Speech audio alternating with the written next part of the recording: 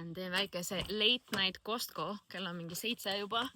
Ja nad läheb kohe varsti kinni, nii et minek. Mu tütrel on pühapäeval juba 4. sünnipäev. Ma tõesti ei mõista, kuidas aeg on nii ruttu läinud, aga sellepärast ma Costcosse ronisin, et võtta kõigepealt puuvilja lastele sünnipäevapeoks ja teiseks siin mingi salateid ja asju nädalaks, sest see tuleb suht kiire. Tegelikult see vist kedagi enam ei üllata, et meil kogu aeg siin mingi kiired ajad on, aga ma pidin minema Texasesse, see tulev nädalavahetusega, see reis jäi ära, aga see-eest mul on jäänud igasugu reklaamid ja asjad nagu tahaplaanile, nii et neid on nüüd küll ja veel pärast neid 2 pidu, mis tuleb. Ja kokku läks 321.12. Väljas läheb vaikselt juba pimedaks.